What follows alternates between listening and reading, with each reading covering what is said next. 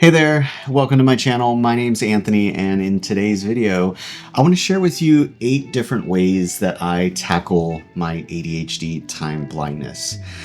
I am someone who, if I don't find systems and ways to manage my time blindness, I am just always going to be late.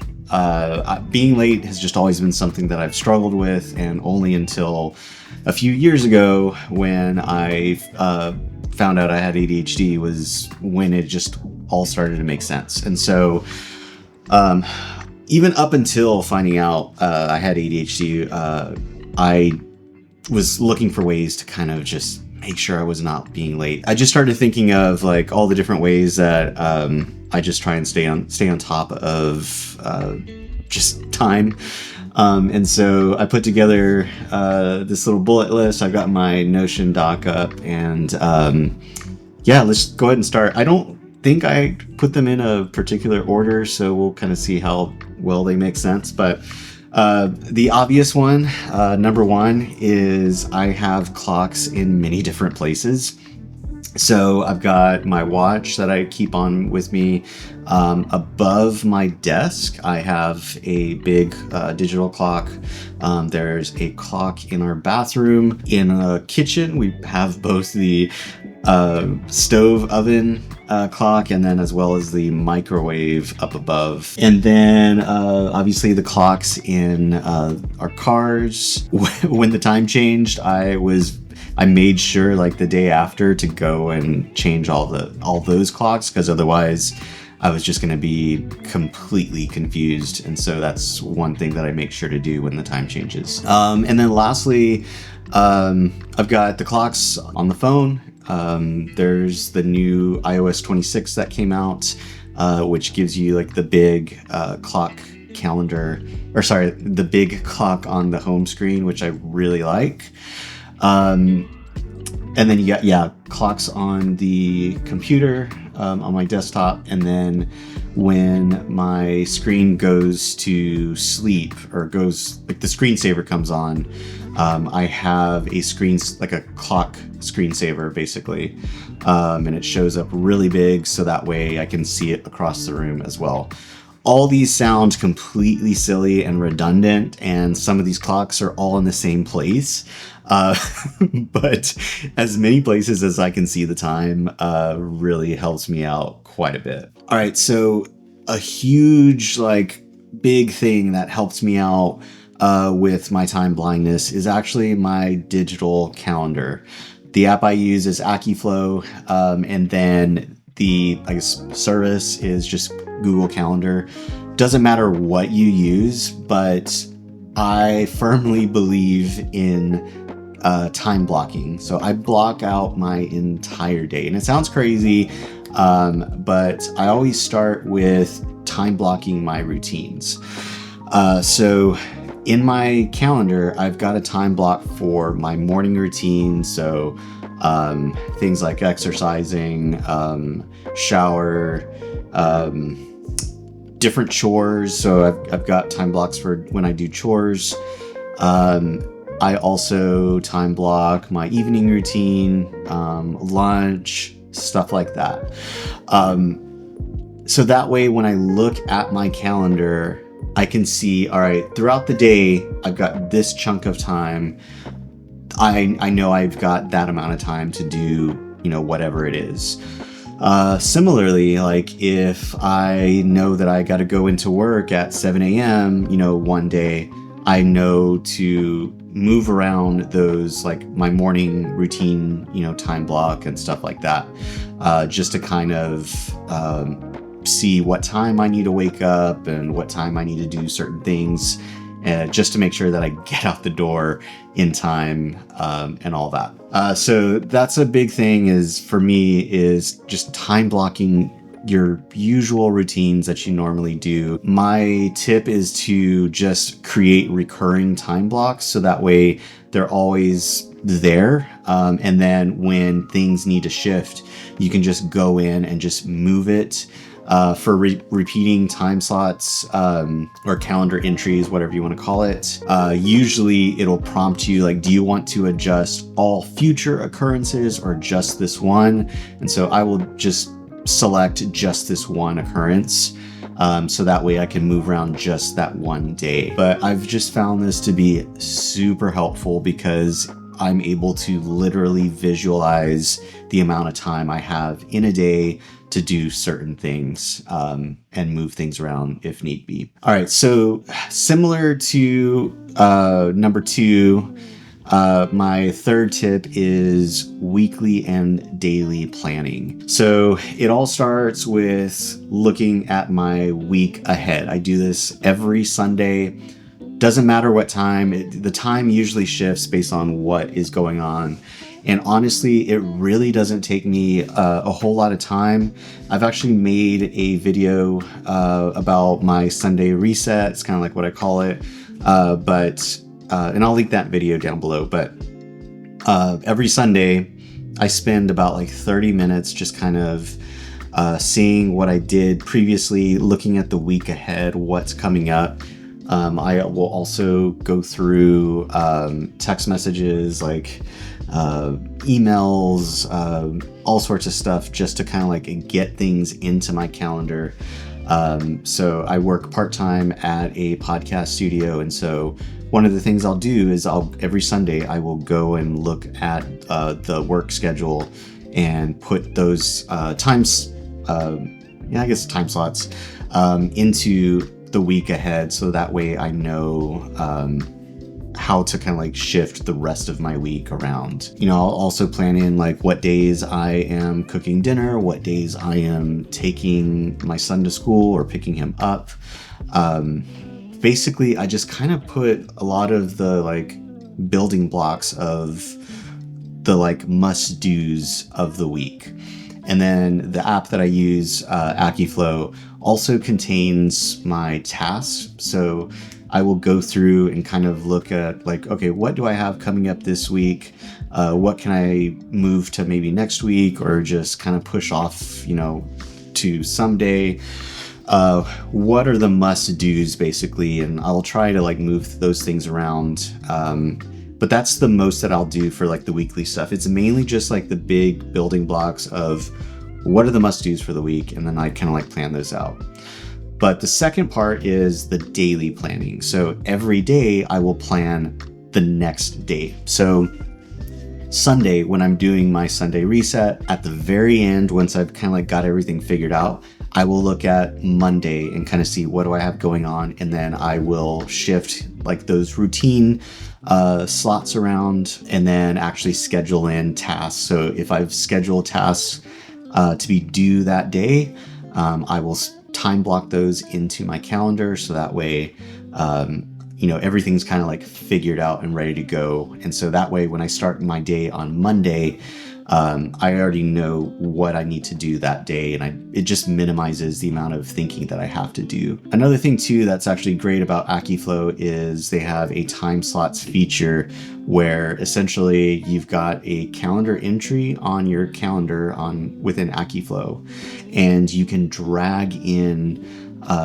tasks within that calendar entry. So you just click on, like, say I've got admin scheduled.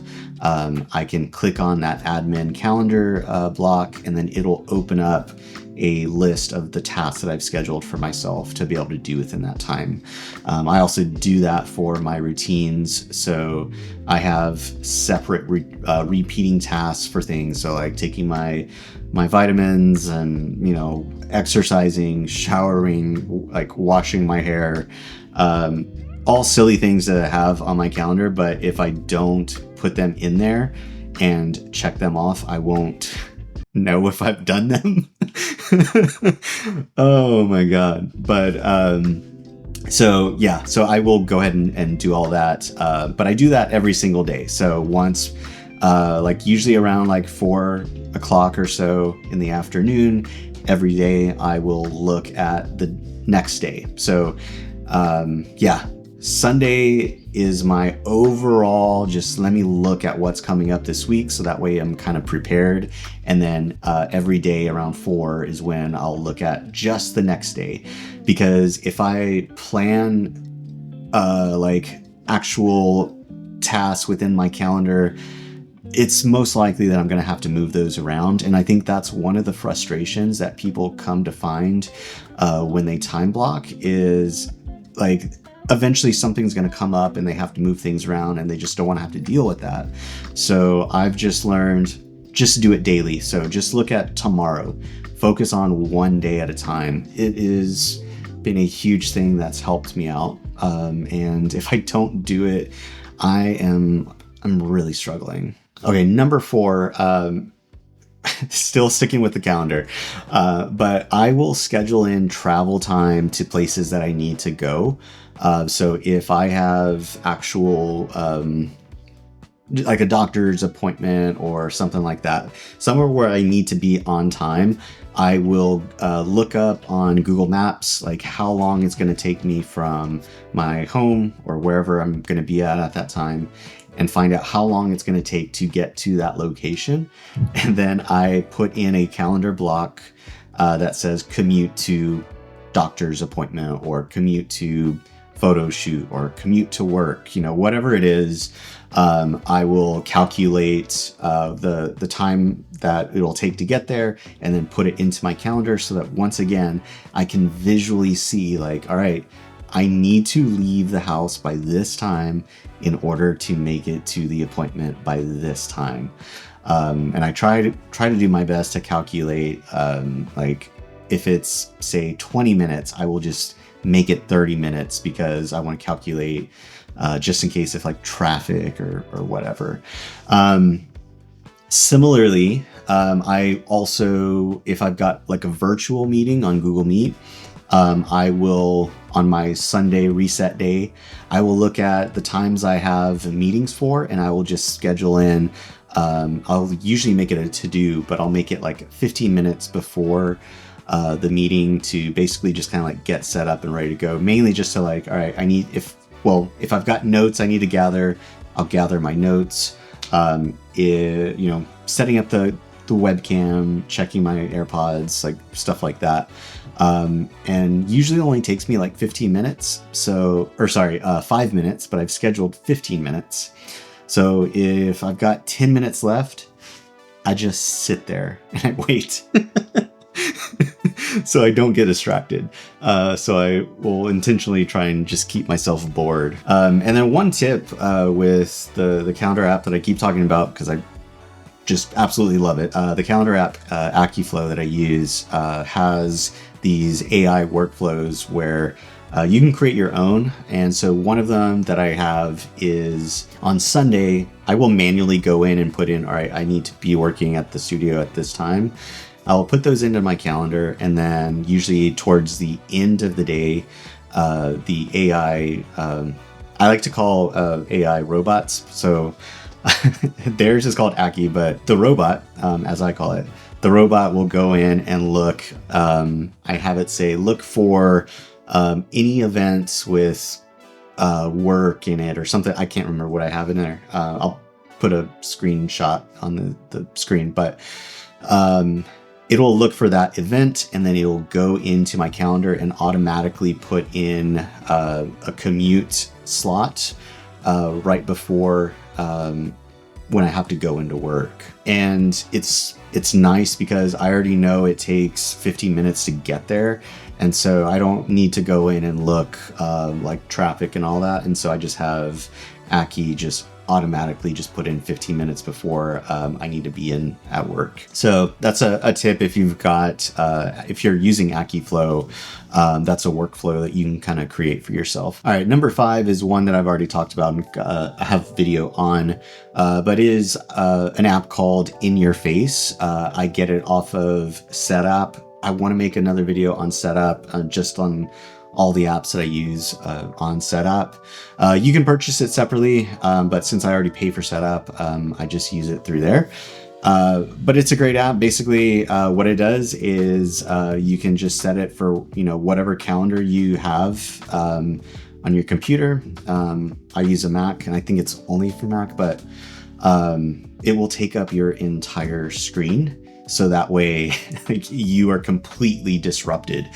I love it. Like, you can set different snooze options, and then the way it looks, like I think even like the amount of notifications you get.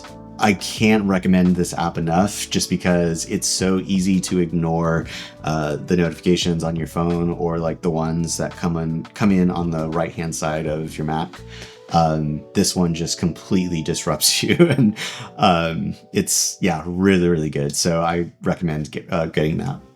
All right, tip number 6, kind of a quick one, but if I've got a set of boring tasks that I need to do, I use a timer and try to make it like a game for myself. So like, there are quite a bit of tasks where I just procrastinate on, and like I just keep pushing back. And so sometimes if I just need to give myself a good kick in the butt, I will just set a timer for a certain amount of time. I don't really have a set way that I do it. So AccuFlow, the app that I use, it has a built-in timer, so you can set the amount of time certain tasks will take, which is good, because if you create a time slot with certain tasks within it, you can create, you can just set the duration for each of those tasks, and then you just turn on the timer, and it'll just show you what task you need to be working on, and you're able to see it. Another way that I do it is I use an app called Bento Focus. That's another great one. It's really pretty, and you can set a timer that way, and you can kind of like just keep your phone open, and it prevents you from going to your phone to do, go scroll on Instagram or whatever. But the way that, like, my method is, I just try and be like, all right, 30 minutes, I need to do these things. Let's see if I can do it before 30 minutes. So it kind of helps, just trying to like gamify it. But that's one thing that I do for like boring stuff. Not necessarily like a time blindness kind of thing, I guess, but it's still a way to, I don't know where I was going with that. All right, so tip number 7 is kind of nerdy, but I have a couple of smart home light bulbs in our apartment.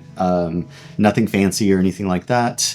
But essentially what I've done is, at certain points of the day, I have an automation run where they kind of turn on, and then in the evening time, they'll start dimming at certain times. So like specifically, I think it's 8 o'clock. It will like really, really dim, at least in the living room area. And so it's a visual cue of like, Anthony, it's 8 o'clock, start winding down, try not to work, that sort of thing. Do I always adhere to that? No. But it's just a way to kind of just be aware, and just kind of, once again, disrupt like something, because it will dramatically dim. So it's kind of like and so that's helpful for me too as well. All right, and last one, tip number 8. This is actually really new to me. I've only been using it for the past week, because I only recently learned about it. I heard about it on a podcast that I listened to called Mac Power Users. It's one of my favorite podcasts to listen to. If you're like a nerdy, Apple person, it's a great podcast to listen to. But someone was talking about how actually, it was not on a podcast. So I'm actually Mac Sparky, or David Sparks.